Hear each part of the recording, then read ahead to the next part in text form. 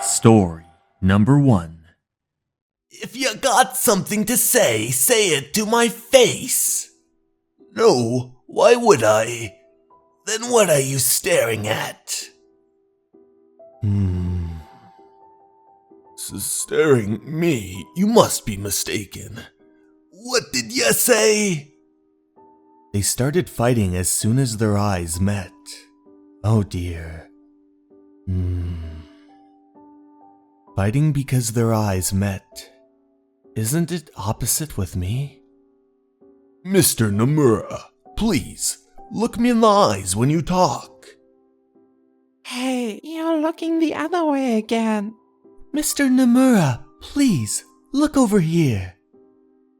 Since I was young, people have always nagged me because I didn't look at them in the eyes. It's not that I'm shy. I'm always carefully listening to what the other person is saying. But I wonder why that is, that I'm really bad when it comes to the eyes. I think that people really get troubled by this. It's okay. Your indifference towards other people, it's no big deal. But by allowing people to see only the surface, don't be surprised when no one feels any sympathy for you. Isn't it that you don't have any use for people after you fulfilled your own desires? Well, that was cold. She really didn't have to go that far. But wasn't all of it true? Hey, why you? Piss off! Stop it right now, both of you. Indifference towards other people, huh?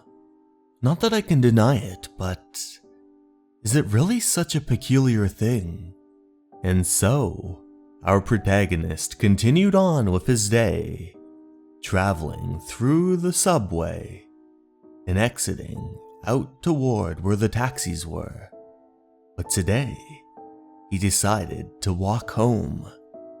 That was when he heard 2 voices in the distance. Don't mess around with us.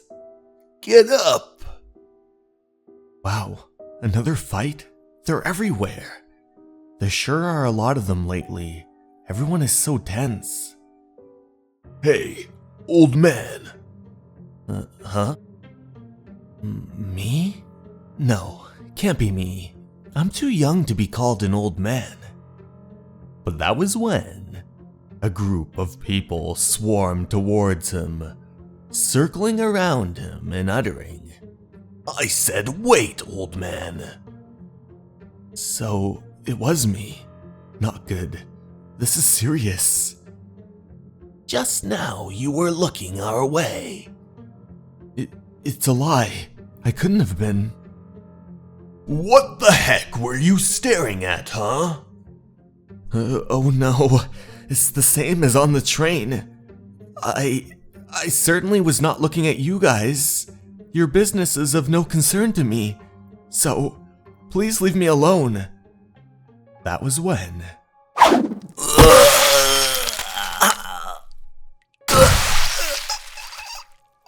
Wait, it can't be so suddenly. What the hell is wrong with this world? Leave me alone. I can't. And then, everything went black. Finally, he began to open his eyes. He saw a silhouette of what looked like a nurse. She spoke to him. Oh, you seem to have regained consciousness. Doctor! How are you feeling? How am I? What? What is it? Eyes! You don't have eyes! Huh? You can't see?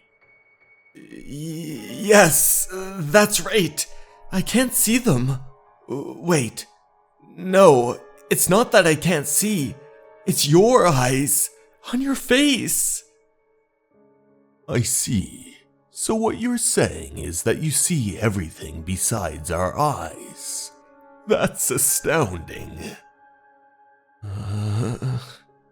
Neither the CT nor the brainwave scan showed any abnormalities. I think it might be nothing more than mental fatigue. But our dear protagonist didn't feel so sure. He couldn't help but feel a shiver go down his spine. Later that day, he met with another physician. So, it's only the eyes you can't see, right? What about the other parts? Nose? Mouth?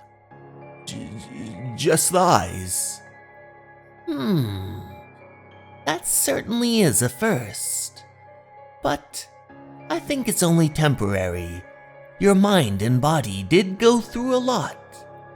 I recommend you stay here 2 or 3 days for observation. What are you staring at? No, Eventually, he found himself waiting in the lobby. Wow, what are the odds? Me, a person who never looks at other people in the eyes. He took a look around everywhere, and every single person was missing their eyes. The slots there, but their eyeballs missing. Ugh, I think I'm gonna be sick. However, it wasn't anything temporary.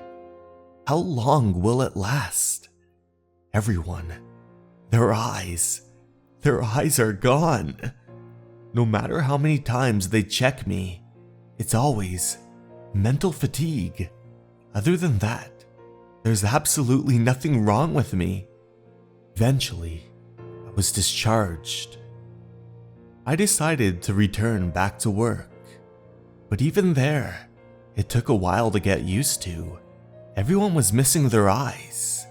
Even my boss was worried about me. How unfortunate, Nomura. How are your injuries? Yes, thank you, sir. The swelling has almost completely gone down. The days went by, he worked with his coworkers laughing, visiting local cafes, and even heading home by the train. The really scary thing is that this doesn't bother me with my social life.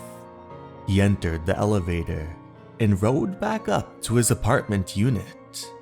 But that was when he noticed a woman standing outside of his apartment unit. She too had no eyes. He let out a little gasp.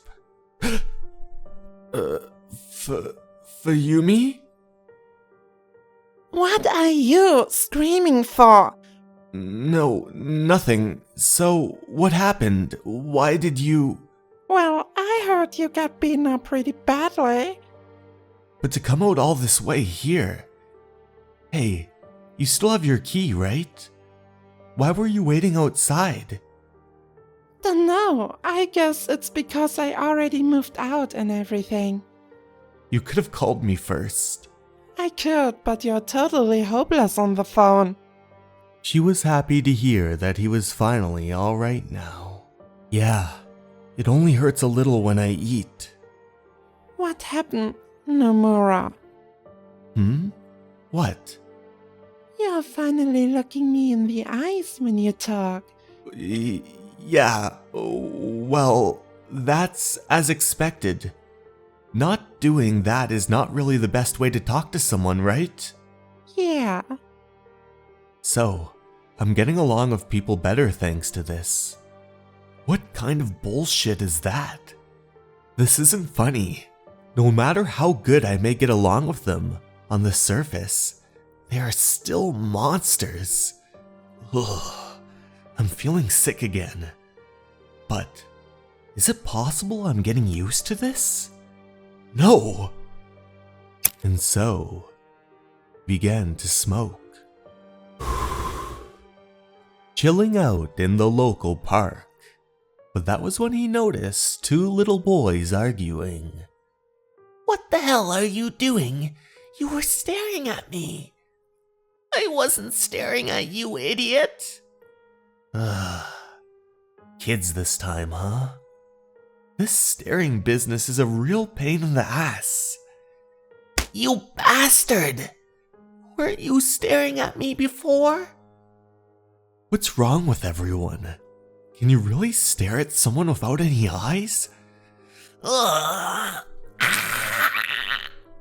In that moment, the two of them broke out into an all-out brawl. Ugh, damn, that's rough. They began to scrape and scratch one another up, biting, blood dripping down their skin. Hey, wait a minute, he said, but they continued to fight and scrap. That was when he heard two women in the background. Oh my gosh. Excuse me? Yes? Those kids, aren't they overdoing it a bit? Huh? Oh my, you're right. Shouldn't someone stop them? Well, why won't you? But I'm not their parent. Well, neither are we, right? Yeah. Best to leave them alone. Their parent should come soon. Speak of the devil. That was when a woman ran toward the two children. But to his surprise, she kneed the other child right in his gut, flinging him across the yard. He couldn't believe what he was seeing. You stupid brat! What are you doing to my boy?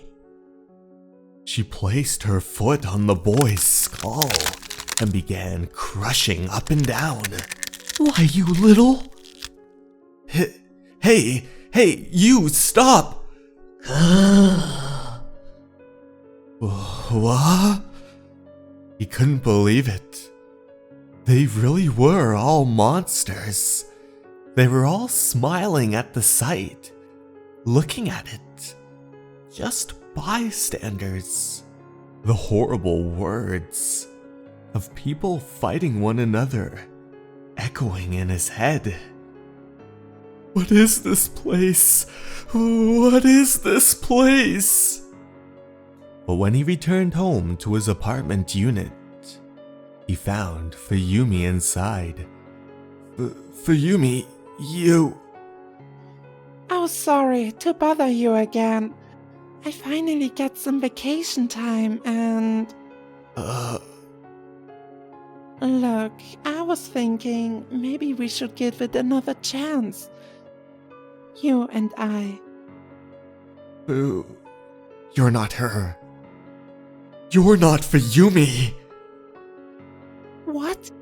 What are you talking about? What is this? This is not the real world. I must be... This is a dream. Is it a dream? Now wait just a minute. Get a grip on yourself. I came all the way here to talk seriously, and you... Seriously? That's a good one, you monster. Don't make me laugh. She looked at him with a melancholic look, and then uttered, I'm leaving. I think you should go back to the hospital. You don't seem alright to me. Hospital? I see how it is. It's just like you said. I'm not alright. I finally get it. I'm in the hospital right now, right? Aren't I? I'm lying in my hospital bed now. You fool. Then, he noticed a ballpoint pen on his drawer, grabbed it in his hand, and...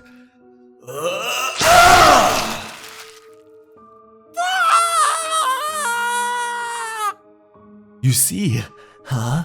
Do you? This is all a dream. Inside a dream, I can do anything. Just look at yourself.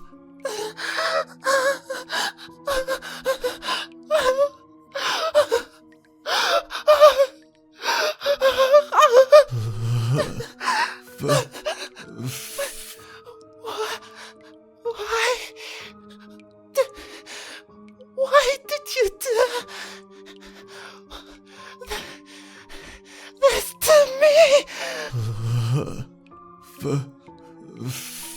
Fuyumi? With the ball pen! With the ball pen! Wait. It can't be. You're so cruel! With the ball pen! Why did you stab me so suddenly with the ball pen? She pulled the ballpoint pen out of her eye, looking at him and saying, It hurts, you know? He ran out of the door as fast as he could, panting for breath. But everyone was laughing at him. Damn it! It's because of the beating. I got hit on the head and landed in this world. But one of the girls that was laughing at him muttered, What are you talking about? and then he was greeted once again by Fuyumi. It's not because of the beating. Since before that, you were always living here. No, that's not true. I'm going back to the real world, going back to the real world. You are afraid of ice, aren't you? I'm going back, I'm going back, I'm going back. Back? Going back, going back, going back, going back. Okay, let's go back. She was standing there, right behind him. And even though she didn't have any eyes, it was as if she was looking into his soul. And then he was back inside a hospital room, hooked up to all kinds of apparatus keeping him alive. God, have mercy on your soul. But what appears before the eyes of a man awaking from terror? That's for you to find out. Thank you so much for listening. I hope you all enjoyed.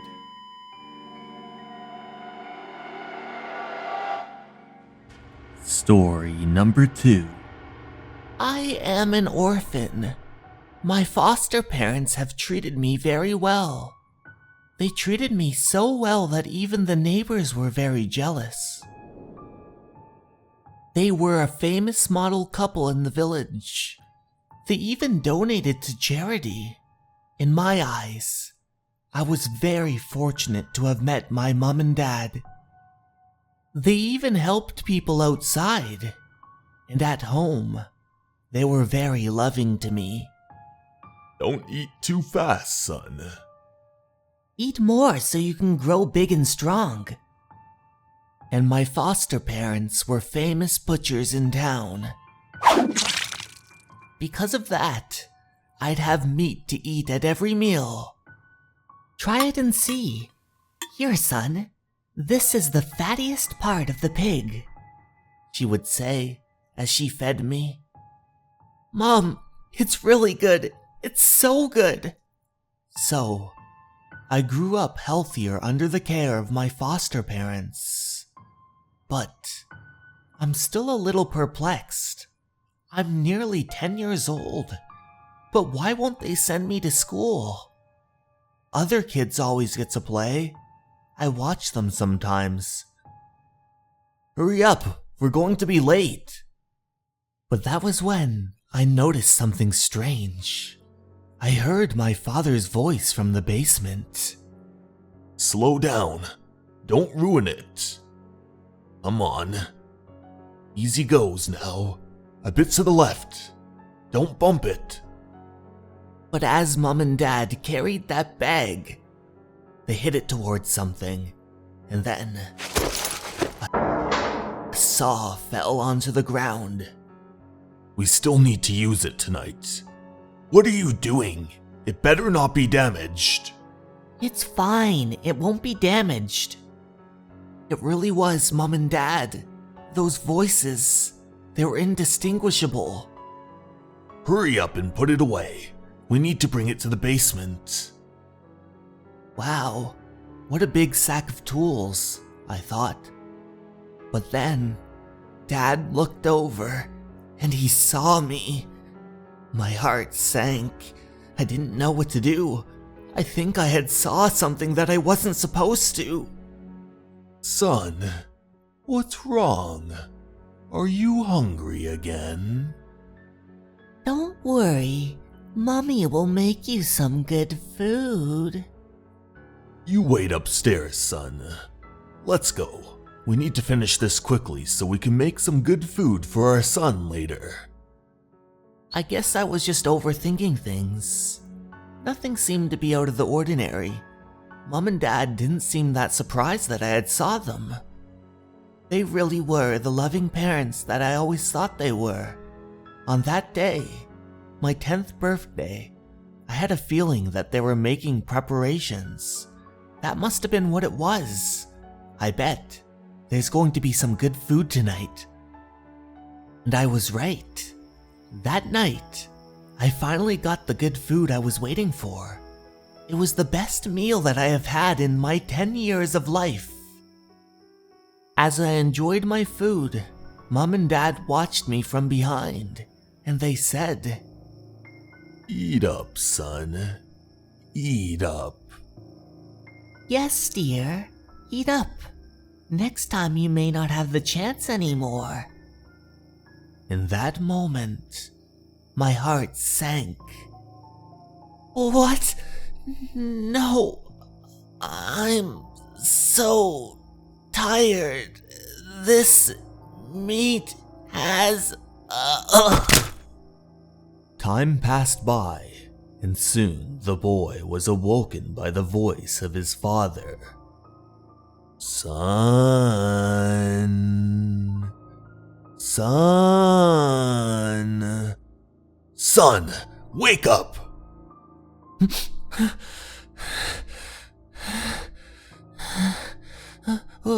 What's going on?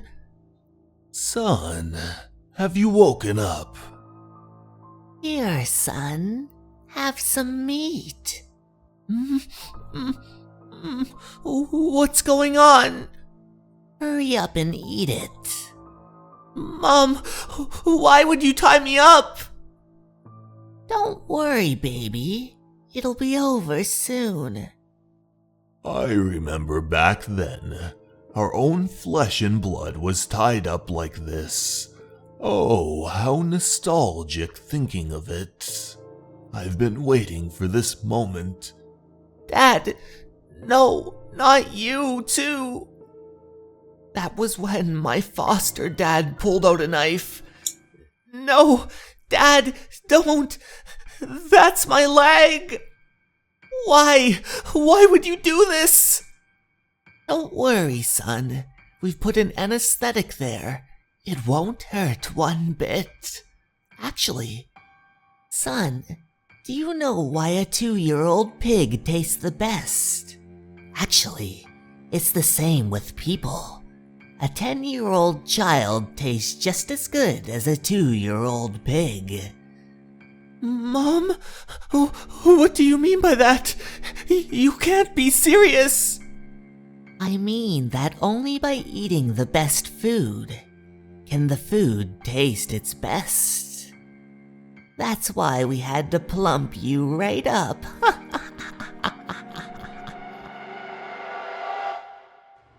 Story number 3. My childhood friend has been absent from school for 4 days straight, so I came to check on him.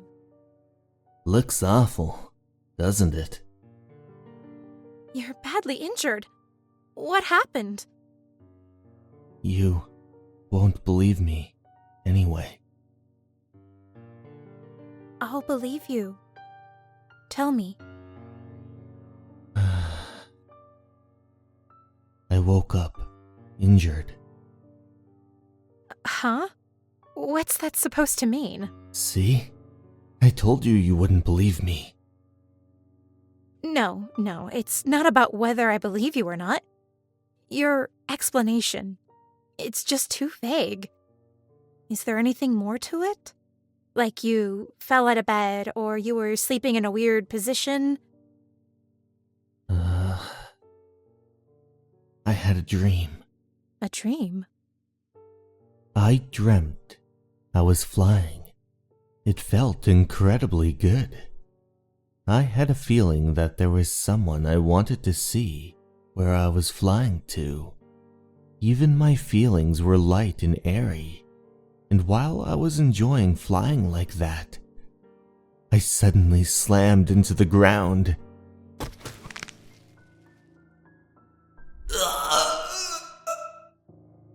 I felt a terrible pain, and when I woke up, my arm was broken. And it wasn't just one day. The next day, and the day after that too, I had the exact same dream. This morning was the 4th day in a row, and each time, the injuries got worse. Now, I'm all messed up like this. So, a dream, huh? Sounds crazy, right? I don't understand it either. No one believes me. Now, I'm scared to sleep. I've heard a similar story. What? It's kind of an urban legend. It's a story about an experiment. First, they hypnotize the subject, making them believe that an ordinary pencil is an iron. Then, they press the pencil against the subject's forehead. The subject, believing it's an iron, feels intense heat, and then they say blisters formed from it like a burn. It means that strong belief can affect the body. Seriously? It's hard to believe right away. But then, that would explain my injuries. So, I got injured because I believed I fell. Why don't you try controlling your dreams? Is that even possible? I read dessert books every night before bed, and I often dream about cakes and sweets. I see. That's a good idea. That's so like you. You'll get even fatter just by thinking about food. What do you mean even fatter? I'm not fat. I'm not fat, right? Later that night, at the girl's apartment. I wonder if he's trying to have a good dream right now. Maybe he's looking at my picture. I guess not. This dessert looks so delicious. He fell fast asleep and began entering into a dream where there was a myriad of desserts on a table right in front of her. Exquisite. I can eat sweets forever. That was when she heard a noise in the distance. It was a fly, slowly approaching her. Oh. You're here again. How annoying. You've been coming here every day lately. 5 days in a row. Thwack. The fly flew to the ground, bouncing up and down. So you'll never bother me again. I'll make sure you're no longer breathing. Die. Die. Die. I wonder if he managed to avoid a bad dream this morning. I'm coming in. How are your injuries? What she saw was a horrific sight. The boy's body had all sorts of puncture wounds in it, blood splattered everywhere, coating the white sheets and blankets red. His body completely mangled, and his eyes lifeless.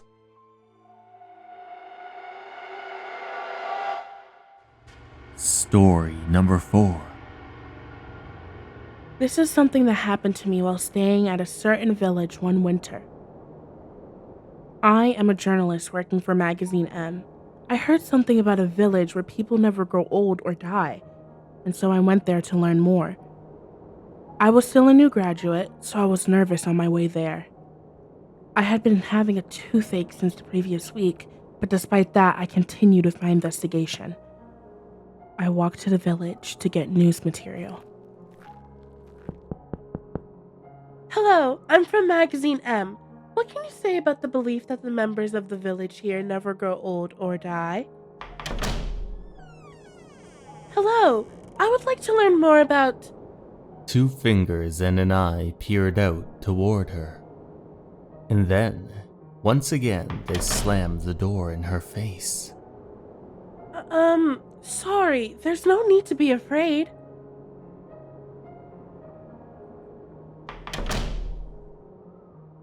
No one was willing to talk to me. It's almost as if they were trying to hide the secret to longevity.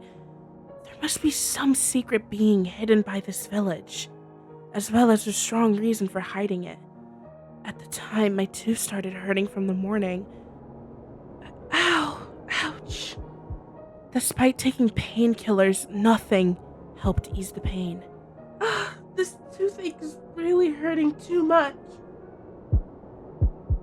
Ow! Ouch! How can this be? Oh, there's a dentist in this village. Thinking I was extremely lucky, I rushed to the dental clinic. Open the door, please! Please open the door! Please open the door! I beg you! My tooth is aching so much. Please take a look at it. I can't stand this pain. I felt uneasy in front of him, but that was not the time to say anything about that. Toothache? Alright, I'll take a look. Come in. Thank you so much! The dental clinic was dirty and ramshackled. Take a seat on that chair. He submerged his hands into the sink, cleaning them thoroughly. Oh, okay. I was extremely uneasy, but my tooth was hurting too much. Let me see. Open your mouth. Yes, the tooth is over here. Miss, are you from Tokyo? Why have you come to this village? I came to do interviews for a project on this village. So you were one who went around asking different things, eh? Sweat dripped down her eyelid. This problem can really do some damage. It must hurt like hell. Doctor, it hurts. How could you not do anything about it for so long? Is it that serious? Just relax, I'll fix it. Really? I'll perform a common procedure that we do around these parts. What are you doing? Let me go! It would be dangerous if it ever gets too painful for you. This is just a precaution. Don't worry. This will only hurt a little bit. Please be patient. What is that? Please stop! This is a dental machine that has been passed through generations here. Don't they use it in Tokyo as well? Please, wait! There's no need to worry.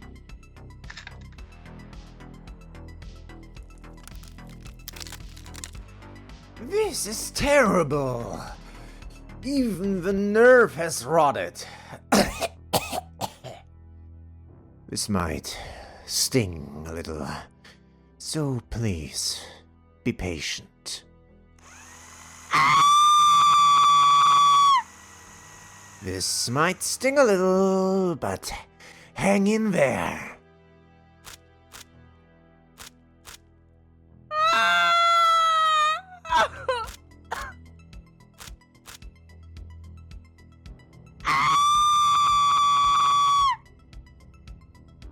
What a difficult nerve to pull out.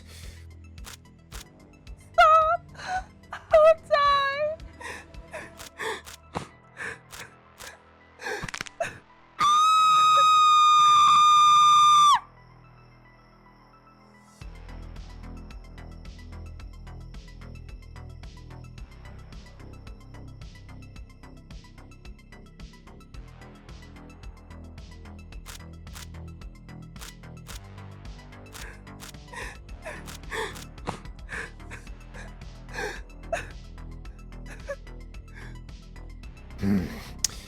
The nerve has rotted alright.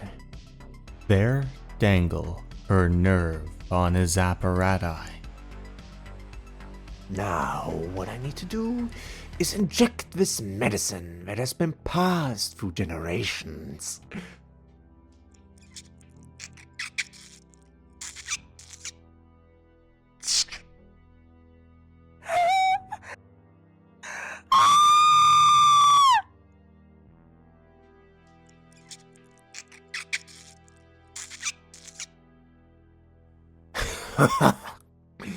This medicine is truly effective.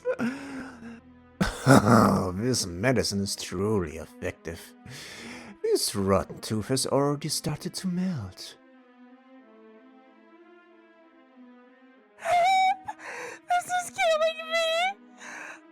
Oh no, the other teeth have also begun to melt.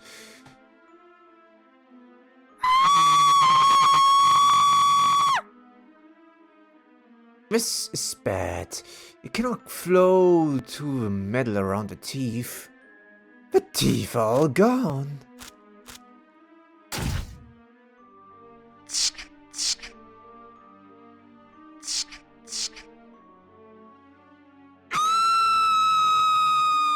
It stings, doesn't it? Just be patient with this.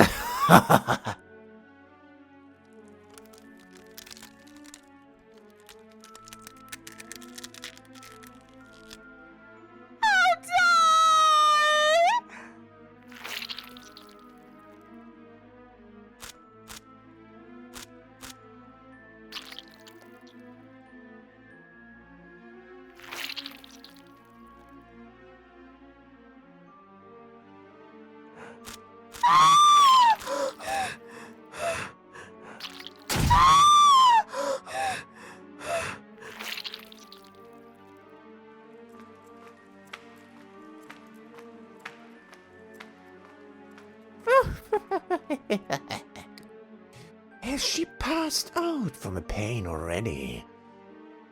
Can't believe this woman would poke her nose into the village's affairs. I'll let you suffer from the most hellish pain possible. I can't help it. I'm just protecting the village. I'm just protecting our secret. Everyone in this village may never die, even if I wished for it. To stop you from returning, I shall just torture you for the rest of your days. This drug would definitely hurt.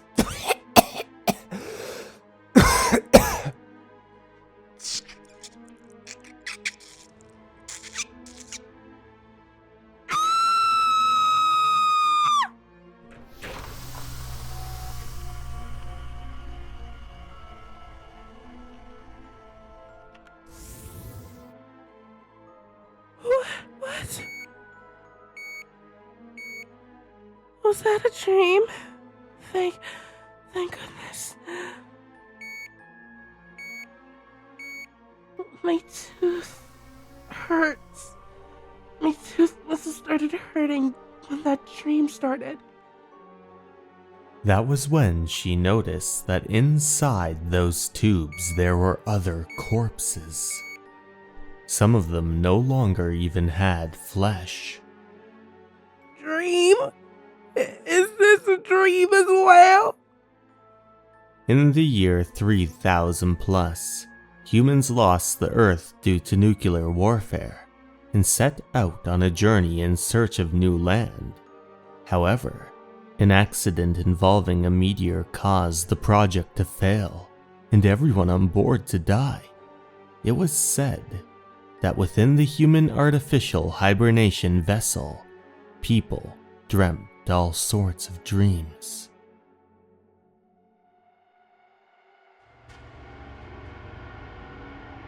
Story number 5. I wonder how much time has passed since this story started. 2 years? Maybe 3. But even with that, I still have trouble remembering. Our protagonist narrates as we see a scene of a beautiful forest. He continues. My name is Kirishima Seichi. I am a writer in profession, and for me, this book will no doubt be my last.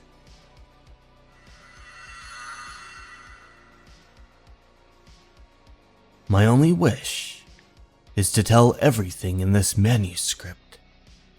Before it is too late, I pray that someday it will find itself in the hands of someone. We now find ourselves within a dimly lit room, where a man is bound to a chair with a rope. Chapter 1. Wicked Eyes. I beg of you, listen to me. I will do everything you say, he utters, as something watches him from between a crevice. Have mercy, don't kill me. He hears a faint noise emanating from the small crevice, then discerns a pair of small, bloodshot eyes peering through. I don't want to die. But the eyes continue to stare him down. Everything started on the day my wife and I went on vacation in a certain island. The goal of our trip was to heal our respective wounds. A significant amount of time earlier, we cut to a scene on a beach where a young lady lay sprawled out underneath an umbrella, sunglasses guarding her eyes as she stares off toward the ocean. On the shoreline stands a man, his gaze fixed on the horizon, his expression solemn as he observes a father playing with his children. Gradually, a sense of melancholy settles over him as he witnesses the girl reaching for her drink on the nearby table. Both of them lost in thought as they stare into the distance. So, it's nice to have a little change, don't you think? Maybe. Ever since what happened last year, it has been complicated between us. That's why I thought to myself, with this trip, we could maybe start all over again.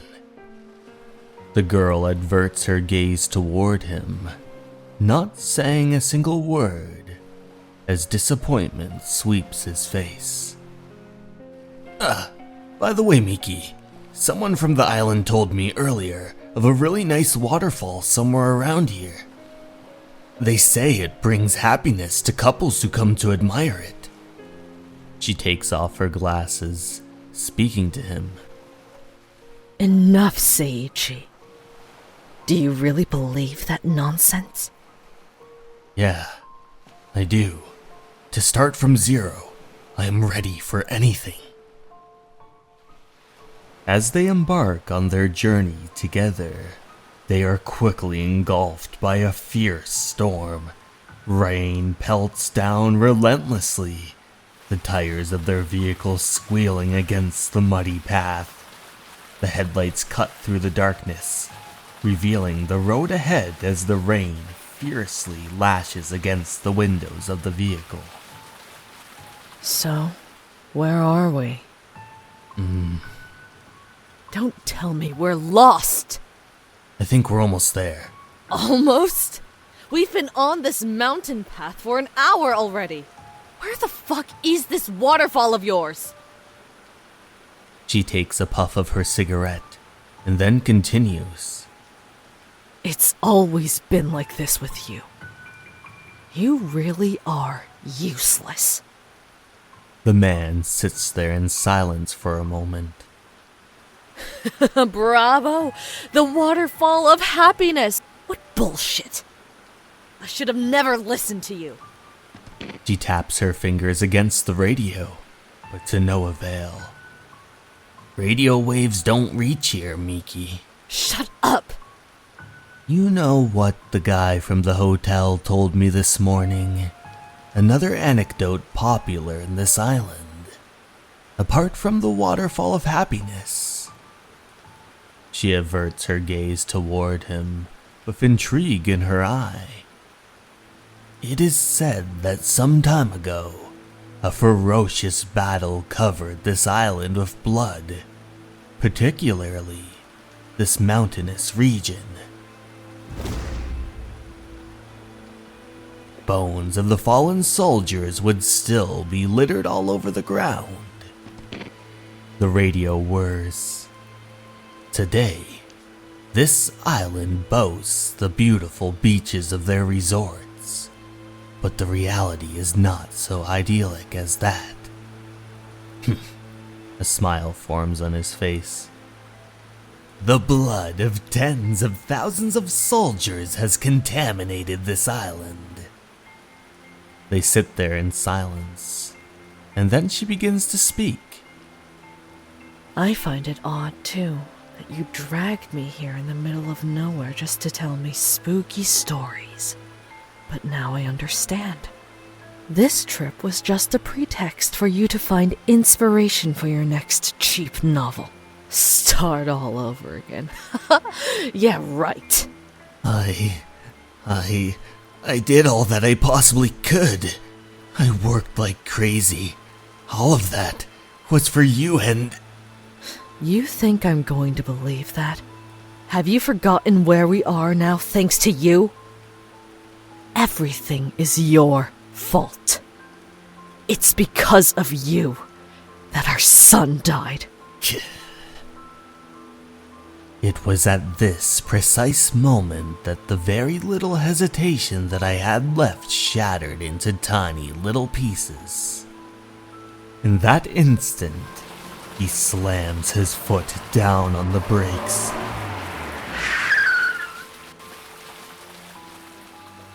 Bringing their vehicle to a dramatic halt. Why the hell did you stop like that? Start up the engine, damn it! Sorry, Miki. He looks over. We're out of fuel. In a place like this? You have got to be kidding me. Sorry. But don't worry. I saw a light from a house a kilometer away from here 2 minutes ago. Sweat drips down her cheek as his face forms a dubious smile. We'll have to walk there and ask for help. He exits the car first, making his way and opening the trunk. As he stares inside, his eyes fixate on a wrench. The rain blares on. I can no longer remember when the idea came to me for the first time. Are we there yet?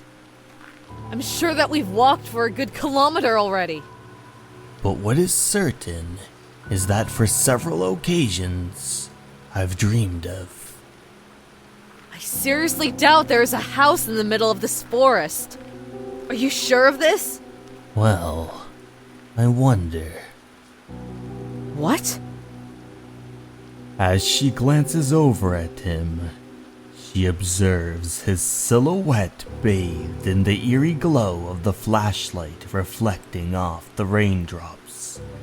In his hand, she notices the glint of a metal wrench tightly gripped. His eyes fill with hatred. The moment when I would kill this woman. She stares at him, fear plagued on her face, as he steps toward her. Stop it with this bullshit! Everything is your fault. Having dodged his first strike, she falls to the ground and watches as he approaches even closer, saying, "How dare you put the blame on me? Are you screwing with me? I had nothing to do with it. You're the one responsible for it, Miki. You're the one who killed Jin!" You have gone completely mad. Mad? Me? Stop kidding yourself. I've been waiting for this moment for a long time. Don't you remember? I've already told you that I planned this trip in order to start over. When I get rid of you, I would be able to start a new life! His eyes stare down at her menacingly as she reaches behind her, grabbing for a rock and swinging it at him.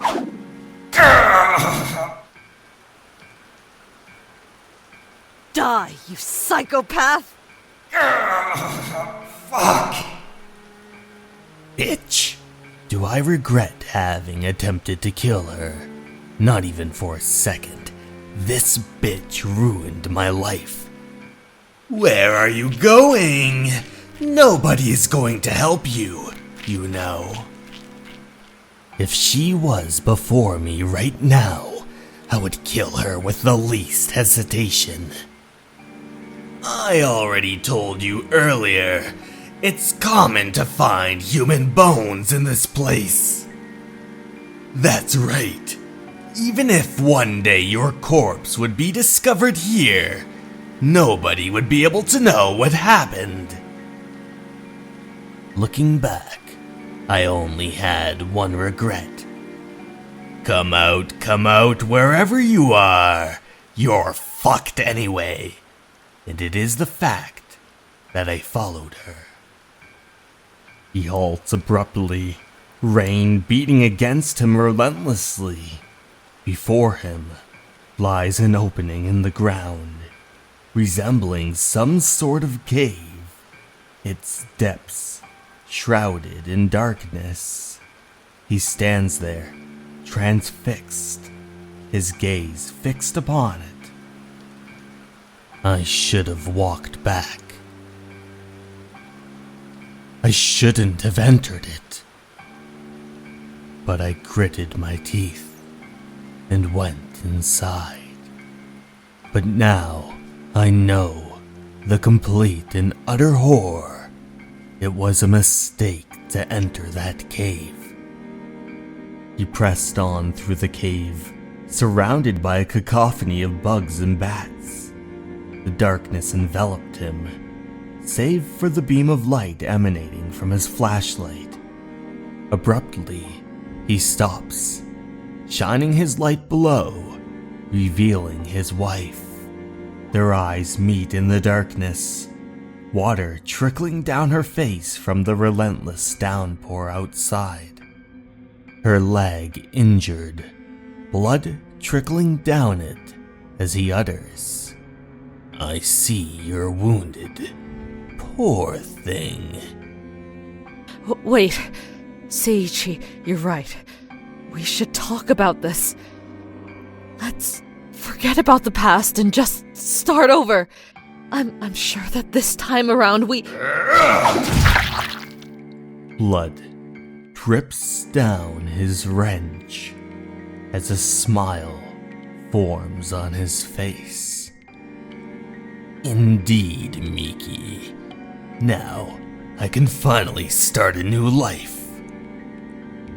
As he revels in the moment, a noise jolts him from behind, and a pair of large, ominous eyes fixate on him from the shadows. Slowly, a small, decrepit figure emerges, advancing toward him from behind. He quickly turns around, and him and the entity meet eyes, as his wife lay there, bleeding out. The creature then utters, Mama?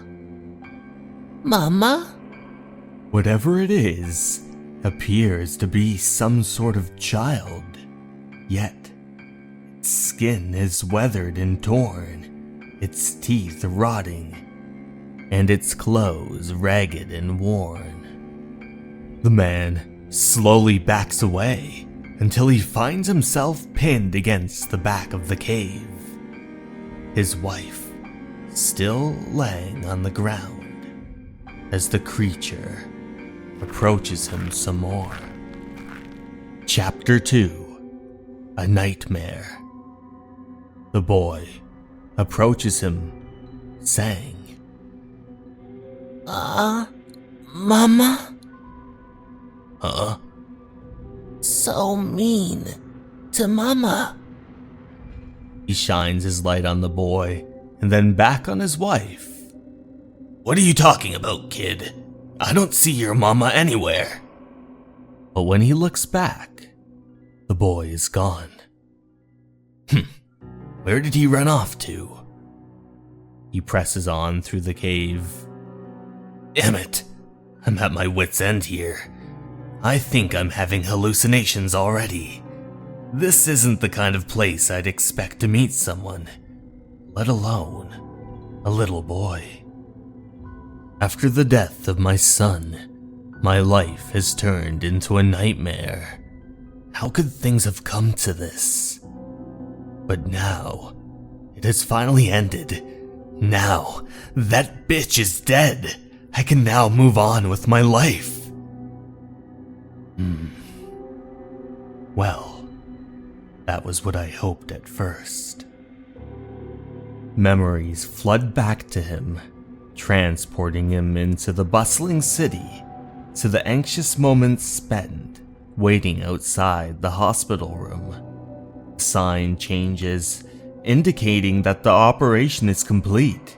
With a surge of anticipation, he springs up from his seat. As he stands, a nurse approaches him, inquiring if he is the father. He responds, Yes. He then looks at his wife, and tears stream down his face as he hears the words, Congratulations. It's a boy. The two of them were going to be parents to a beautiful, healthy, young boy. The memory ends, and he finds himself back in the depths of the dark cave, wandering around, yelling, Damn it! What the fuck is this place? I shouldn't be too far from the exit. I don't remember seeing this fork here earlier. How the hell did I find myself here? But that is when he stumbles against a rock, falling to the ground. Fuck! You. Good. My flashlight is still okay. But as he grabs for the flashlight, that is when he notices a horrific sight. It's a shoe, but the shoe is not a familiar one. As he reaches for his flashlight, he utters, What's this? This doesn't seem to belong to Miki. Does this mean there's someone else here aside from us? But before he can complete that thought, his attention is seized by an old, skeletal figure wielding a large sword, swinging at him from behind. Meanwhile, back where his wife lay, someone has bound ropes around her legs, dragging her deeper into the darkness of the cave.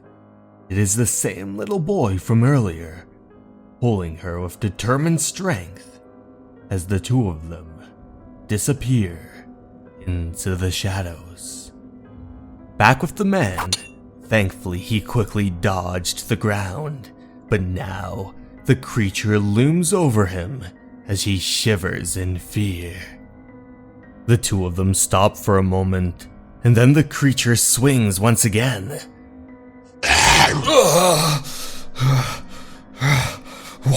What the hell? He runs off further into the cave as the creature quickly follows behind him. Fuck this! What the hell is happening?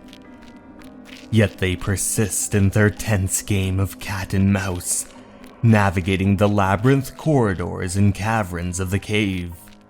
However, his heart sinks as he reaches a dead end, the escape route thwarted. Impossible! He backs against the cave wall. Am I hallucinating again? Something like this, it can't be real! I'm fed up with this nightmare! Wake up, Seiji! Yet, from the darkness, soon emerges that bony hand, followed by that bony figure. Water streams down his face as he looks down at his shoe. Yet, I had to face the facts when I realized that this was neither a hallucination nor a figment of my imagination, but the reality. What's this? It was a trapdoor. My anxiety turned into terror. For a moment, I asked myself how I got myself into such a situation, except that it really wasn't the time to ask such questions. He peers down at the trapdoor, and then once again back at the creature who's fast approaching. I was terrified at the idea of death, but also, he reaches for the trapdoor, opening it. Chapter 3. Everybody dies. He gazes down into the gaping hole before him, a ladder affixed to the side, seemingly descending into endless darkness. The idea of plunging into the unknown. But he has no time to contemplate. The creature's charging at him. With only two decisions, coming face to face with that creature once again, or going down that trap hole, he decides with determination that the only choice is to descend. Shit! But as he climbs down the ladder, his foot slips, and he falls down. His last sight, that horrible creature, before hitting the bottom. He recalls a time back at his home when he was talking with his publisher. The publication was interrupted? Yes, I'm really sorry. Our editor-in-chief found that your novel didn't really fit with our target audience. Personally, I liked your work, but what can we say? But don't worry, you are a talented writer. You should be able to easily make a new novel. Well then, let me know when you're done writing your new manuscript. When would I be able to... Sweat soon drips down his cheek as he has to deal with this stressful situation. But that's when he hears his wife saying we're back. He hangs up on the phone and says, "Welcome home. So, where did you two go? We did some shopping for June. He needed a number of things. Hi, Papa. I'm home. Welcome home, son. Did you have fun? His attention soon diverted to a bunch of luxury goods and brands. Miki, these are... Yeah. I took the chance to buy myself some stuff as well. He looks down as worry envelops his face. You don't seem like yourself today. Is everything okay? Yeah. I received a phone call from my editorial manager. His son grabs his fingers within his hand. Papa, are you okay? A kind look forms on his face as he says, "But yes, of course, Papa is very okay." But soon, he comes to, finding himself at the bottom of that trap hole.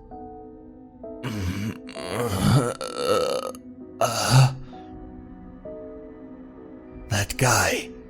He looks up, and the strange creature seems to be gone. I'm alive. Light. He finds himself gazing toward the light, bewildered, as he stands in a peculiar bunker with numerous doorways stretching out before him, each leading to unknown destinations. What is this place? He proceeds forward, looking around everywhere, as he witnesses a human skeleton sprawled against the wall. Sweat drips down his brow as he sees yet another corpse, this time of a lady. Not knowing what to do, he yells, "Damn it! What the hell is this place? Where the hell am I?" But that is soon interrupted by a soft voice. How unfortunate. He turns around toward the voice and stares into the room that it is coming from. He sees a silhouette that is attached to a pair of chains. The young lady. Her clothes haggard and torn, and all that remain is a little bowl with food in front of her. He stands there in silence, not knowing what to say. 8. Person number 8. 8? What are you talking about? Rather than that, tell me more about this place. And you're a victim of that monster too, aren't you? What the hell was that guy? She pauses for a moment, and then she speaks yet again. They are all dead. You are the 9th. Hey, tell me, how is the little boy? The little boy? Never mind. It's not important. Help me, damn it! How do we get out of here? Come on! I'm begging you! Tell me everything that you know, and I promise that I will help you as well! She sits there in silence, tears streaming down her eyes. Hey. The others are all dead. And you too will die. And then, terror turned into despair. The creature drags his limp body through the shadowy caverns, inching closer to an unknown and terrifying fate. That is when he begins to come to. He looks over to the side and sees a human leg strapped to some sort of chair. A man? The man is completely subdued as he whispers, I can't take it anymore. Just let me die already. Eyes of sympathy form on his face as he realizes the man is missing his arms and the horrible fate that awaits him. Please, I'm begging you, just kill me. He then finds himself recalling the time back at the Shogaku Publishing Company. He finds himself meeting with the publisher. So, what do you think? The man looks down at his manuscript. If I may ask, how many publishers have you shown this manuscript to today, Mr. Kirishima? Well, you're the fourth. I'll be completely honest with you. With a quality this poor, your work won't be accepted here or anywhere else. Back at their apartment. Hi, honey. How'd it go? You got the job? That's fantastic! Congratulations! Well then, could you do the shopping on the way back? Let's celebrate tonight. Mommy, how was Daddy's work? Guess what, June? Daddy says it went well! Really? Yay! Come on, June. Help me get ready for dinner. Okay. Meanwhile, he stands on an overpass, frantically rummaging through his bag until he retrieves an account statement. He feels nothing but hopelessness and despair as he sees his funds have dwindled to a dangerously low level.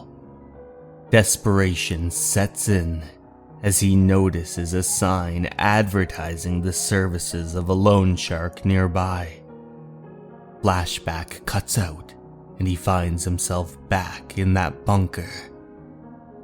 How long was I locked up in that room? He stares down toward the floor. A day, a week, I could no longer tell. The ropes attached around each of his legs and arms. On top of driving you crazy, the darkness and isolation also robbed you of all your sense of time.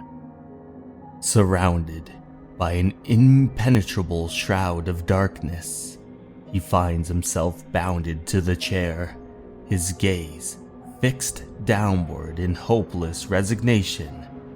In the distance, the ominous sounds of the approaching monster echo through the darkness, sending chills down his spine.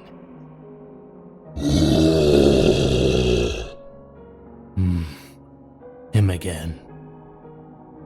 Might sound bizarre, but the only thing keeping me from completely losing my mind was the ghastly screams that emanated regularly from the neighboring room. Stop! They reminded me that I was still alive. Help!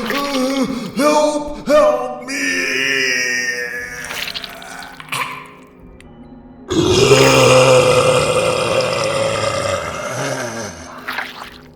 And then one day, the screaming stopped, and I was all alone in this room with the light beaming down on me.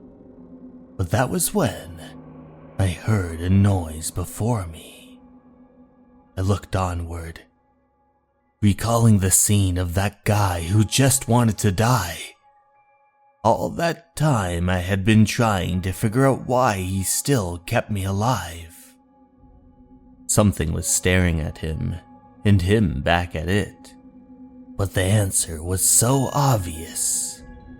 I was his meal. The eyes stared at him menacingly, eyeing him up from head to toe, as if they were ready to devour him. No! I don't want to die. I don't want to die in a place like this. No! No! Stay away from me! No! Once again, he recalled a thought from his past, where he was at the Ishii Publishing Company. Stop it, Mr. Kirishima. He was bowed down against the ground, begging for a break, his forehead literally pressed against the floor. Please raise your head. What happened? I'm begging you. Give me a job, please. Anything will do. I understand, but we're just a small publishing company.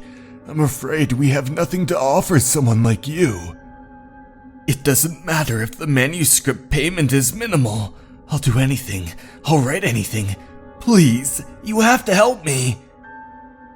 Help. Help me. Please. Help me. What he saw was a sight he couldn't believe. He looked over, tears streaming down his eyes as they rubbed a metal wrench against the wall. No, it can't be. Why do you look so surprised to see me? Didn't you miss me? You hurt my feelings. Honey? A wave of remorse swept over me as I stared at her. You're alive. Why, yes, I am. Thank you very much. But not because I attempted to kill my wife. Honey. Chapter 5. A Reversal. No, it was because I failed to finish the job. She looked at him, her face all stitched up, and a smile forming. He began to tremble as she spoke. So tell me, Seiichi, how's it feel? You were sure I was dead, and yet here I am. Only now our situations are reversed, and you're the one about to be killed. How's that feel? Miki, help.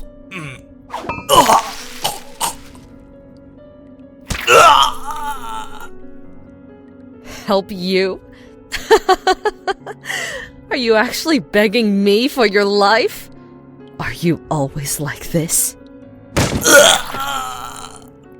You can't do anything by yourself, but when things go wrong, it's always someone else's fault. You blame them for the fact that you don't have any money or a job. To top it all, you even blame me for June's death. You think you can start over by killing me? Think again, asshole!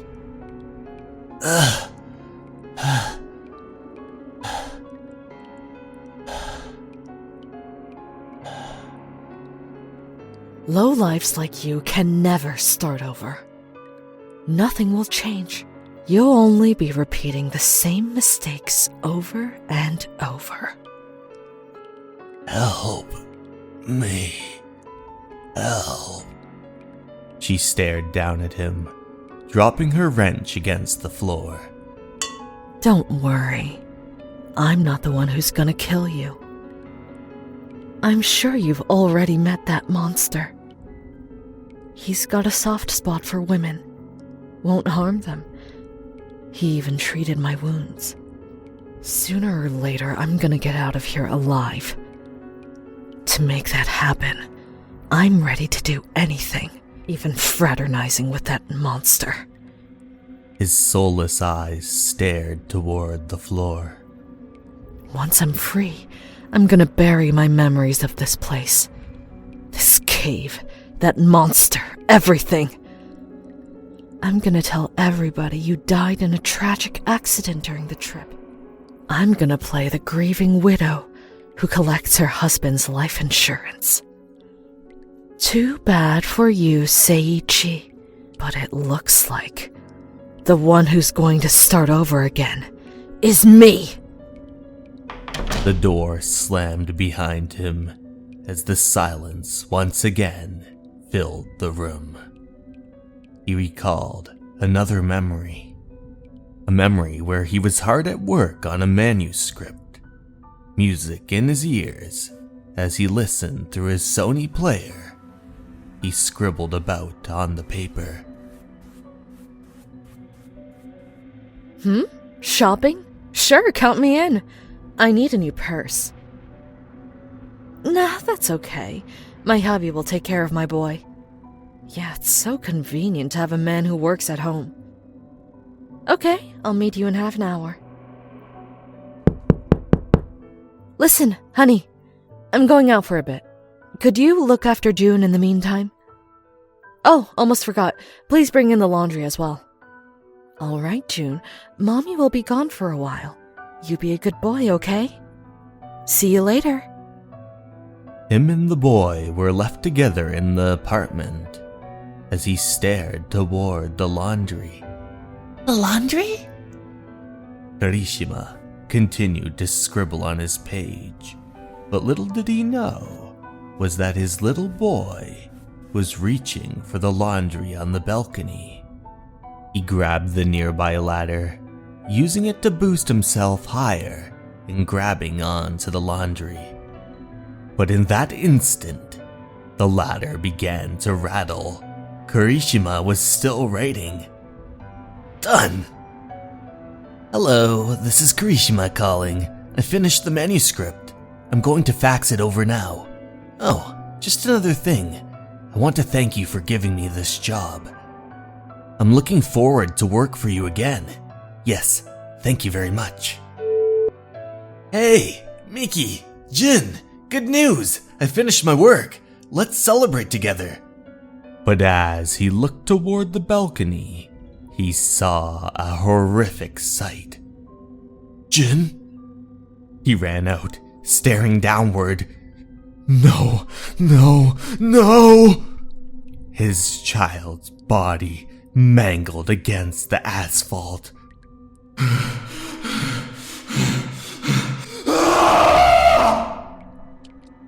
I never wanted much out of life, except ordinary everyday happiness. But now I'm strapped to this. I just wanted a small and happy family. That's all I needed. All I wanted was to get my family back, to be with them again once more. It was my only wish, but even that seemed impossible. The door creaked open once more, catching Kirishima's attention, and in emerged that boy from earlier. He stared at the man in awe. You! I remember you! Scratching his nails against the wood. You smell like Mommy. What? I'm not your mummy. That's when he recalled the girl. How is the little boy? I see. She was his mother. He stared down toward the ground. Then he said to the little boy, Listen to me. You want to see your mother again, yes? If you untie me, I'll take you to her. The boy stared at him with awe. And from inside that cellar, the boy untied him. He was finally free. Thanks, I owe you one. The boy nodded at him and then uttered, My Mommy. Right, of course. Let's go find your mother. But first, I need some clothes. Do you know where I can find them? The boy nodded once again. Good, lead the way. The two of them stepped outside of the cell and down the dark hallways. Chapter 6. I Bury It.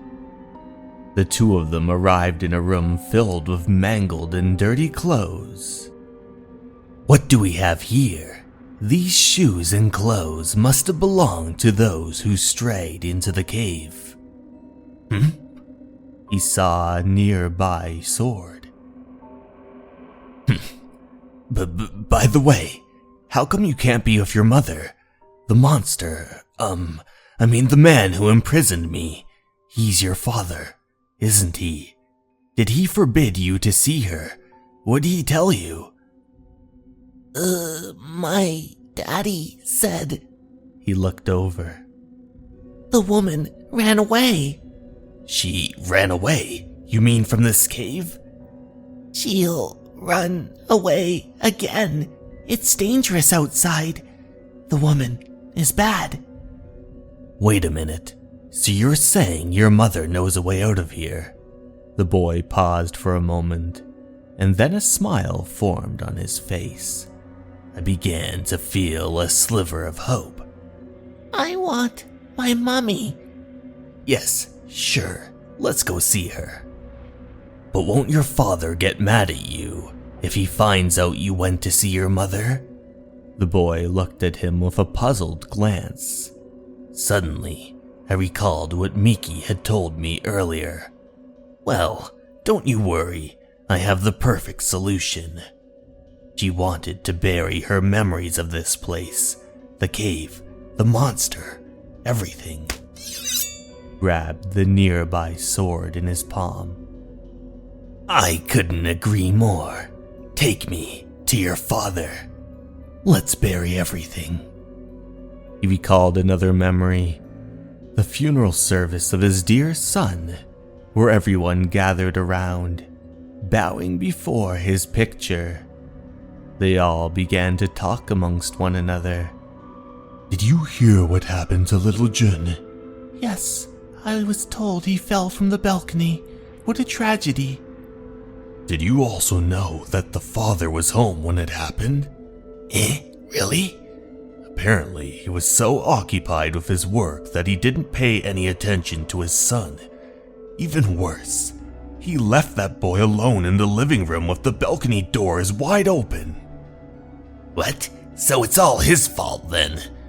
Shh, he can hear us.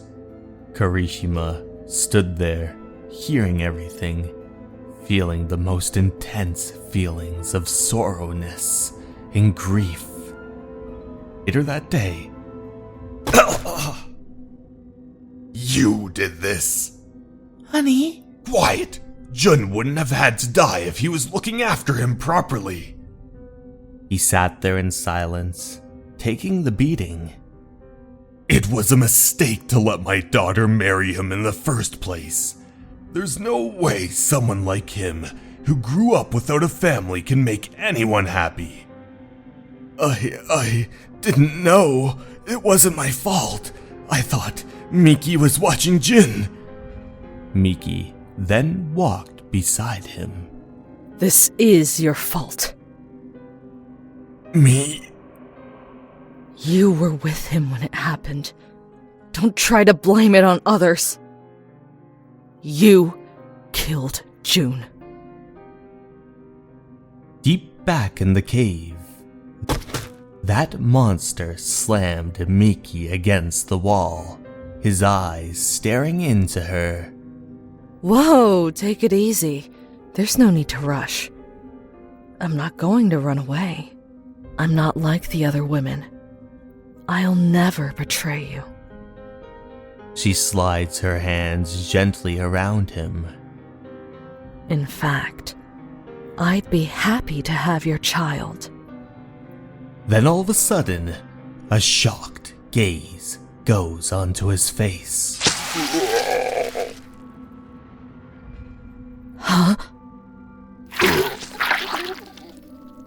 Right from behind, Kirishima stabbed the sword right through the beast's back, piercing through the front. The creature falls to the ground. As Miki looks in horror, and the little boy peers from around the corner, a smile forms on Kirishima's face. He grabs the sword from the hilt, pulling it out of the creature. As he says, Miki, you were right about this cave, about this monster, and about that awful past of ours. Let's bury it all. He reaches for her, pushing her against the wall as she utters, Help! "It's over. Time to finish this. Goodbye, Miki." But then from behind, something grabs his arm. He looks in horror as he sees that man has awoken. His bony, decrepit hand and long claws wrapped around his arm. Oh, fuck! Miki takes this opportunity and makes a run for it as the man looks over. But Kirishima takes this chance where the creature isn't ready. Take this! Miki. Hey, Miki! You can't run away from me. Get back here! His silhouette looms in the light of that hallway. That bitch! What the? Where the hell did he go? That's when he notices, beneath some sort of carpet, is another secret hole. Shit! Fuck you all! You really think you can get away from me, huh? Come out now! I'ma kill you all! But then from behind, the little boy tugs against his coat. I want my mommy. The man looks at the poor boy and reminds him of his own son. Sympathetic gaze forms on him. Hello. This is Yokoyama from Sodagazaki Publishing. I'm calling about your manuscript. The deadline has long passed. I'm truly sorry for your loss, but unfortunately, we have to keep our business going. So I've decided to ask another writer to fill up your space. But Kirishima doesn't care. Tears stream down his eyes as he collapses against the desk. What? You want another baby? At this rate, our marriage will fall apart. You and I, we can't allow the past to bind us forever. She taps her fingers against her cigarette as he says, So, let's have another child. I want us to be a happy family again, like back then. I want a second chance.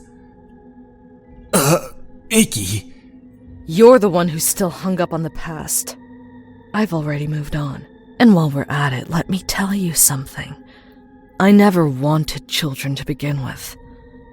June was just an accident.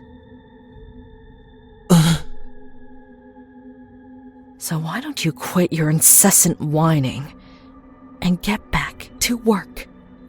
You better work hard. For me. He begins to tremble uncontrollably as all he can do is sit in his chair and look downward toward the floor. Back in the cave, Miki is trying to escape. The woman who ran away.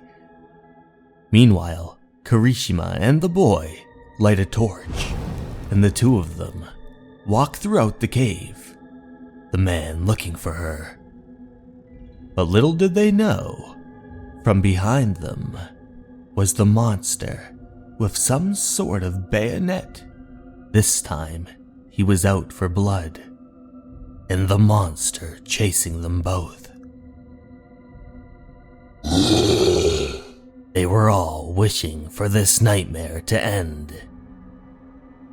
That was when Miki noticed the opening of the cave, all the light streaming in from it. I can see it. The exit. I'm free. See this, Seiichi? In the end, you couldn't kill me. In the end, you and that hideous monster can rip each other's heads off for all I care. Serves you right! I'm the survivor! That creature had stabbed the bayonet right through her head, piercing out from one of her eyeballs as she collapsed to the ground at once.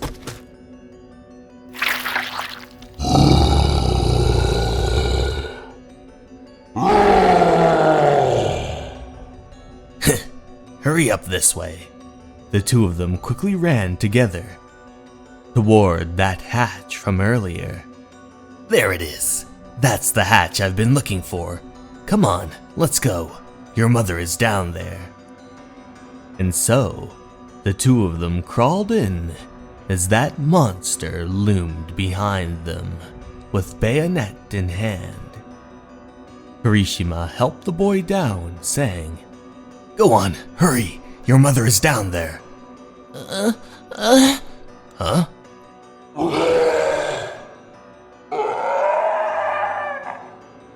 Chapter 8, New Family.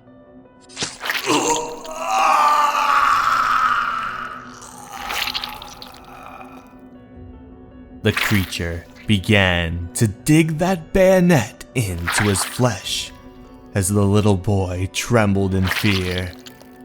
Kirishima grabbed toward his torch, flinging it toward the monster's face, causing him to light on fire. What are you waiting for? Go! Quickly! Go see your mother! Mommy? Don't worry, Jun. Daddy will be right behind you. The boy looked at him with awe. This won't take long. As the trap door slammed behind him, Kirishima and that monster were face to face. Stand up, you filthy monster! The creature placed its hand on its face in pain. I'm not like those poor bastards you've been feeding on till now. I won't cry for help, nor will I beg you to let me go. I'll fucking kill you! This time, the monster had a petrified glance on its face. I wanted to bury the past and start anew. You want to file for divorce? Kirishima and his father-in-law sat there in silence for a moment. Then he uttered, I discussed the matter with Miki, but she would have none of it. I don't think I can take this anymore. I was hoping you, as her father, could convince her. Unbelievable. And here I thought you couldn't sink any lower. You let Jin die, and now you want to leave my daughter? Well, maybe it's all for the best. I'm sick of having someone like you as our son-in-law anyway. Hey, call our lawyer, will ya? Did you say lawyer? Yes, indeed. Let's hear from an expert. A man who causes his own son's death and then abandons his grieving wife. I wonder how much money you'll have to pay in compensation. He puckered his lips. Back in the cave, I worked hard to provide for my family so that they didn't have to want for anything.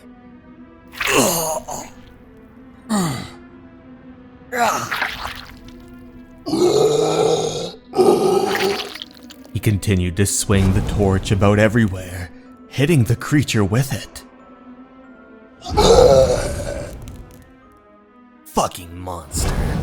Die, motherfucker! Die!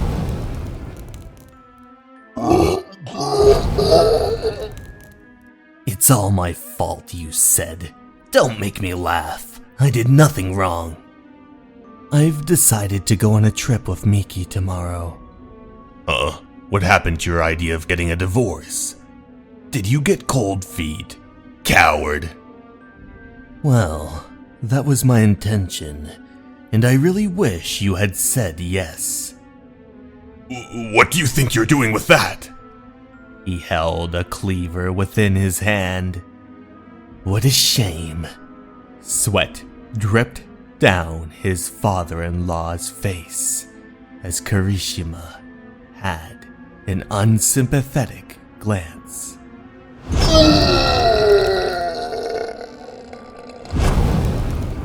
The monster fell to the ground as Kirishima slammed his torch against his flesh. Why couldn't they just leave me alone? Chew on this, fuckface! Huh? That's when he saw a grenade. Enough was enough. To hell with them all! He looked toward it. Said, Bonsai! I just wanted to start a new family.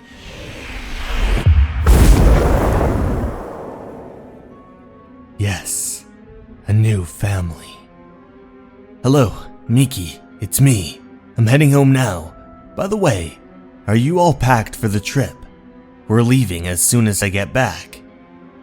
Yeah, I already told you, honey. I want us to have a fresh start. A smirk formed on his face. Don't worry. I guarantee that you'll enjoy this trip.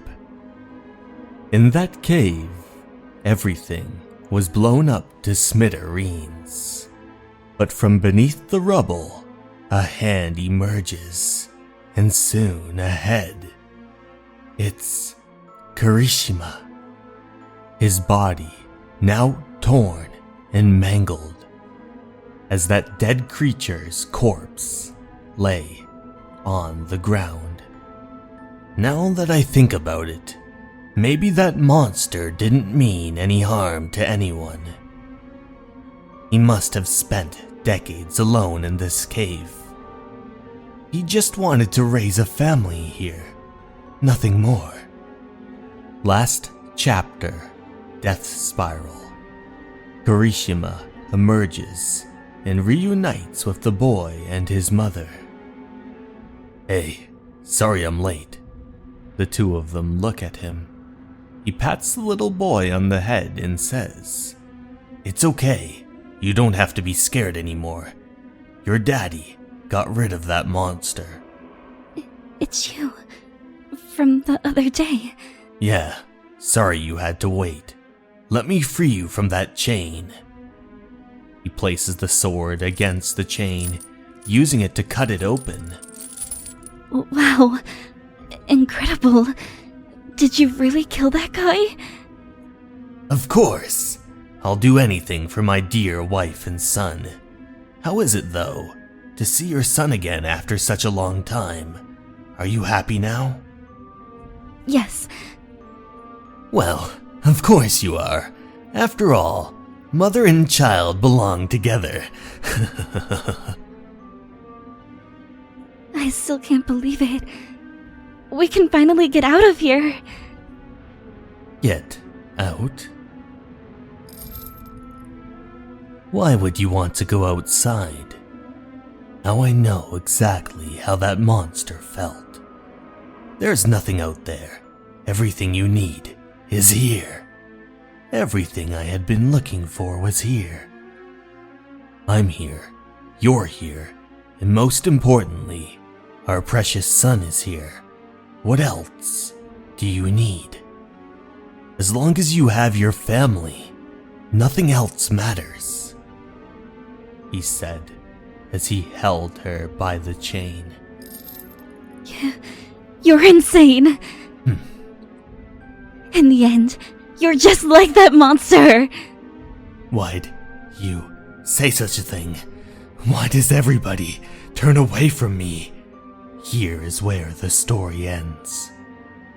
The year is 1989. Why? And this is my story. November 30th, 2010.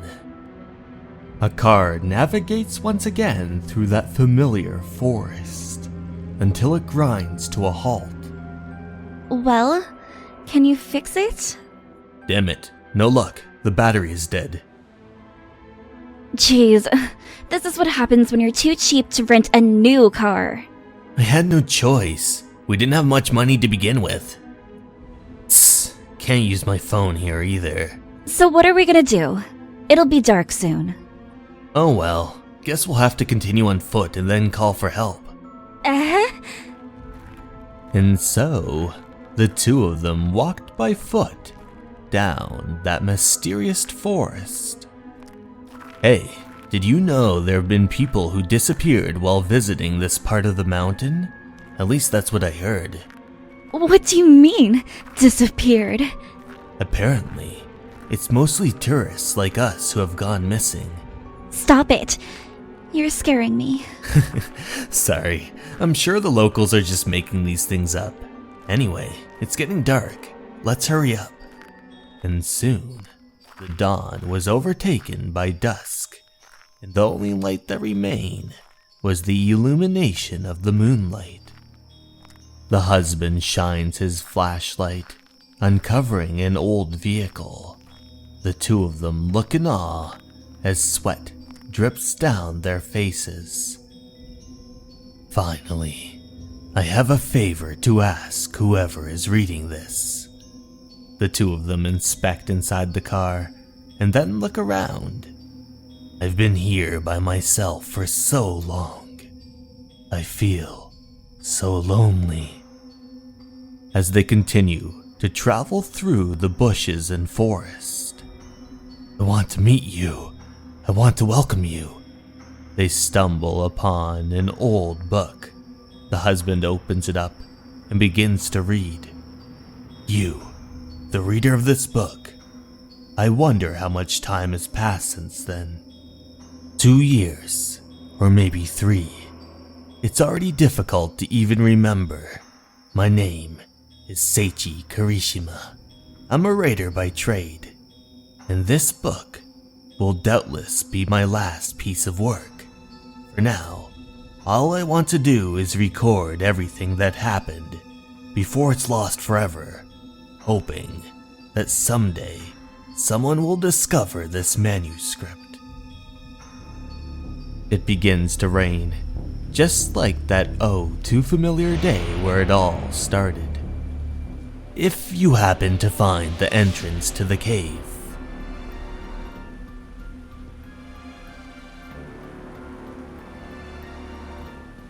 don't hesitate to come in. The two of them stand there, the raindrops streaming down their faces as they stare at that cave. Help me, I can't bear it anymore. The two of them enter, shining their flashlight inside. I don't want to be alone anymore. That's when they hear a sound, and there emerges an old, mangled man, a figure both distant and oddly familiar to us all, resonating with echoes of collective memory. The last page reads, I'm Seichi Kirishima, and you're my family. Hey everyone, thank you so much for watching. I'd like to take this time to give a very special thanks to my Patreons and YouTube members. The Last Sin Eater, Motosurf, Leo, Minue, Kago, Louise V, and Lady Scare. Thank you so much everyone, and remember, you're important and you matter. Have a great night everyone. Goodbye.